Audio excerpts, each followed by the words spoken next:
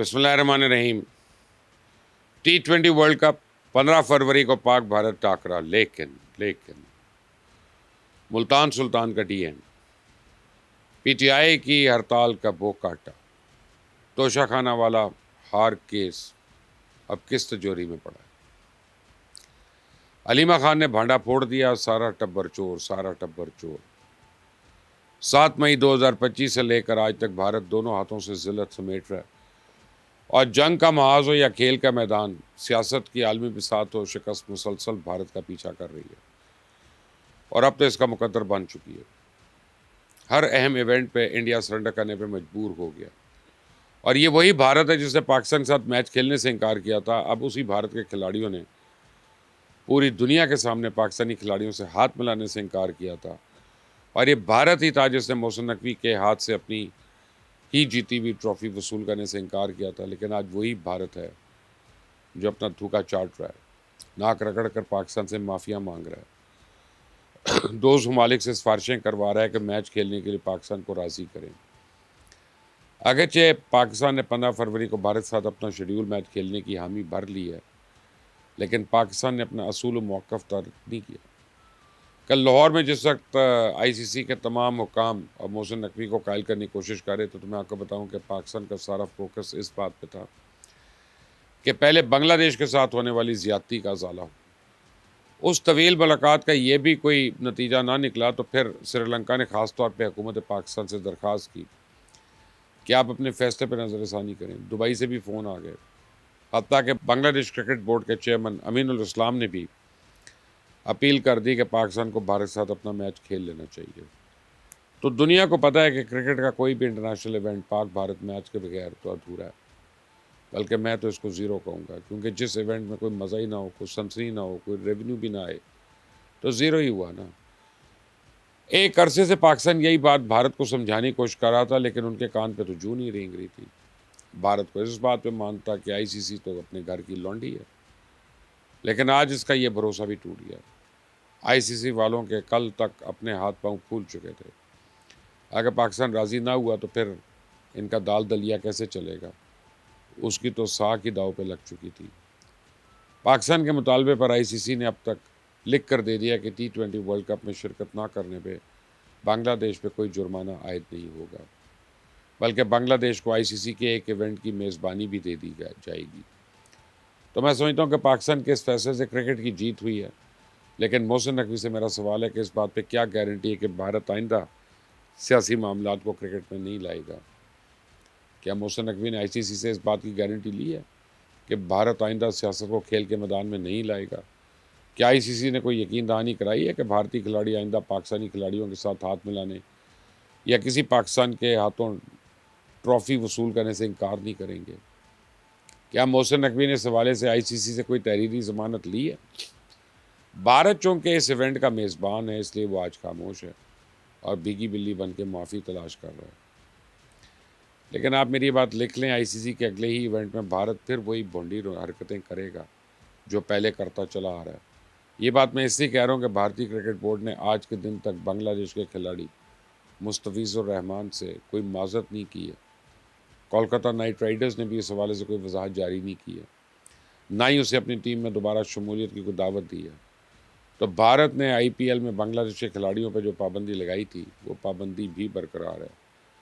کیا آئی سی سی اس کرکٹ دشمنی پر بھارت سے کوئی جواب طلب کرے گی؟ بہرحال ملتان سلطان کے سابق مالک علی ترین نے چونکہ 10 سالہ ملکیت کے معاہدے کی تجدید سے انکار کر دیا تھا، اسے پی سی بی نے اس فرنچائز کو کل دوبارہ نیلام کر دیا، اور ولی ٹیک نامی کمپنی نے ملتان سلطانز کو 2 ارب 45 کروڑ میں 10 سال کے لیے خرید لیا۔ خبر یہ نہیں ہے کہ ملتان سلطان دوبارہ نیلام ہو گئی ہے، بلکہ اصل خبر یہ ہے کہ ملتان سلطان آئندہ پی ایس ایل میں نظر نہیں آئے گی۔ فرنچائز کی مالک ولی ٹیک کی انتظامیہ نے اعلان کیا کہ وہ ٹیم کا نام بدل کر راولپنڈی رکھ رہے ہیں، یعنی آئندہ پی ایس ایل میں ملتان سلطانز کی جگہ آپ کو راولپنڈی سلطانز کھیلتے نظر آئیں گے۔ جنوبی پنجاب سے کرکٹ کے بہت سے شائقین نئی انتظامیہ کے اس فیصلے سے ناراض نظر آ رہے ہیں۔ تو مجھے بھی کئی لوگوں نے فون کیا، جبکہ درجنوں نے واٹس ایپ میسیجز بھیجے کہ آپ پی ایس ایل والوں میں ملتان کی نمائندگی کے لیے آواز اٹھائیں. تو میں جانتا ہوں قانونی طور پہ ولی ٹیک کی انتظامیہ ٹیم کا نام بدل سکتی ہے. اب اگر وہ ٹیم کو ملتان کی بجائے راولپنڈی سے منسوب کرنا چاہ رہی ہے تو ہم تو اس کو روک نہیں سکتے، لیکن پی سی بی سے درخواست ضرور کر سکتے ہیں کہ شائقین کے جذبات کا احترام کرے اور ولی ٹیک کی انتظامیہ سے اپیل کرے، انہیں اس بات پہ قائل کرے کہ ملتان سلطان کا نام چینج نہ کرے، کہ ولی ٹیک کی انتظامیہ پی سی بی اور پی ایس ایل کی انتظامیہ کی اپیل پر ضرور غور کرے گی اور شائقین کے جذبات کا احترام کرے گی اور ملتان سلطان کا نام بدلنے کا اپنا فیصلہ مؤخر کر دے گی.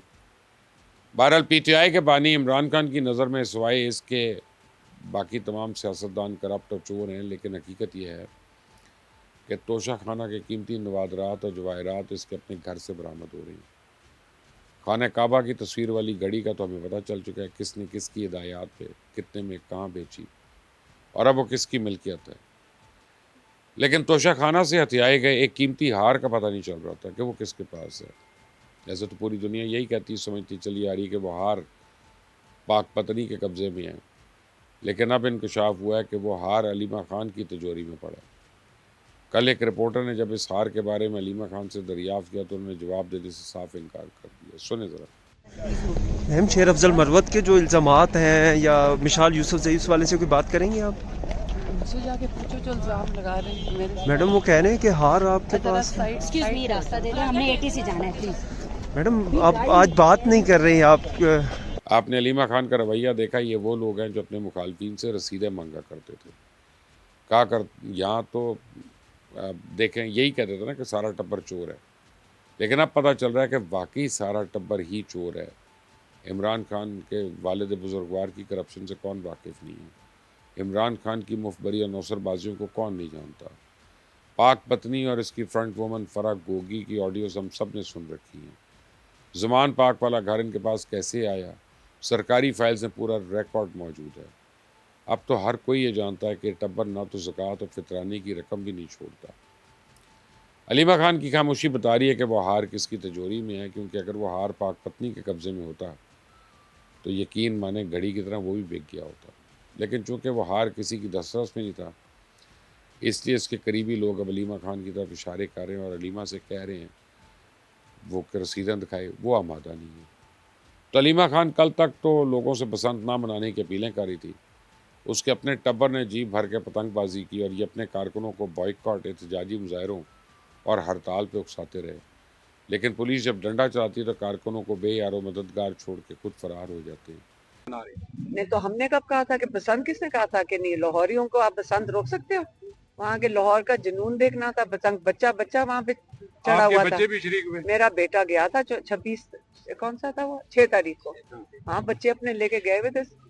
دیکھیں پسند ہم نے گھر کے اوپر اڑائی تھی.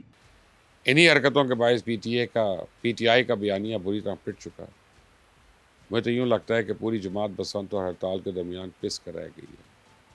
سہیل آفریدی احتجاج کی تیاریاں کر رہا ہے. بیرسٹر گور حکومت کو یقین دلا رہا ہے کہ عمران آئندہ کسی لانگ مارچ کا حکم نہیں دیں گے.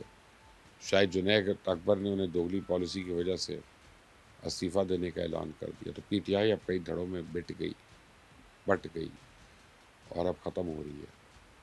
آپ کی اس بارے میں کیا رائے ہے؟ مجھے ضرور بتائیے گا. انٹل دی نیکسٹ ٹائم، اللہ حافظ.